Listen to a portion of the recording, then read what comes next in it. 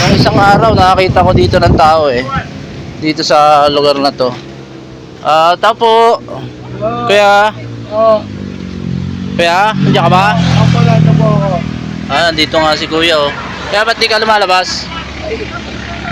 May nanak po ako. May na ka na?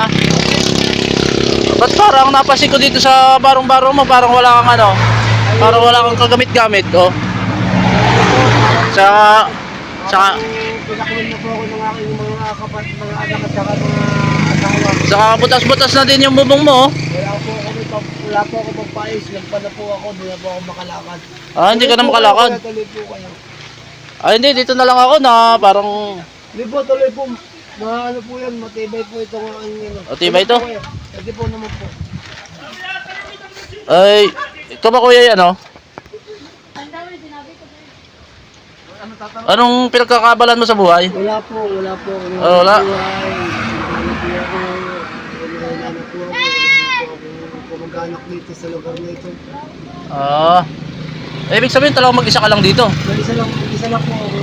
Tapos yung bahay mo, ito na lang oh. Wala na po ako. Wala kang gamit-gamit, wala kang kahit ano dito, wala maunan, kumot. Wala po. Nagbibigay na po sa akin yung mga dumadaan po dyan, mga sasakyan, nagbibigay na po sa akin. Yung ganun ba? Hindi ka na ano?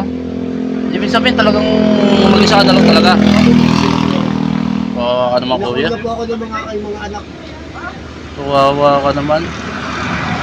Nagbibigay lang po sa akin dyan. Mga kakayat po kayo, mga tricycle, mga van. Nagbibigay po sa akin ng mga pabilis lang po. Hindi na po ako nakakalakad. Hindi ka nakakalakad. Ay sige, ano na lang. Para bibigyan na lang kita ng konting tulong. Para ito, pambili ng pagkain. Ito na lang oh. Ang tulong na po namin po. Yan. Yan na lang. Sana po marami na po kayo tumutulong din. Sana po marami po kayong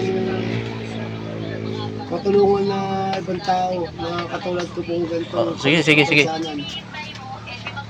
Okay, bili mo pagkain yan ha. Opo, salamat po.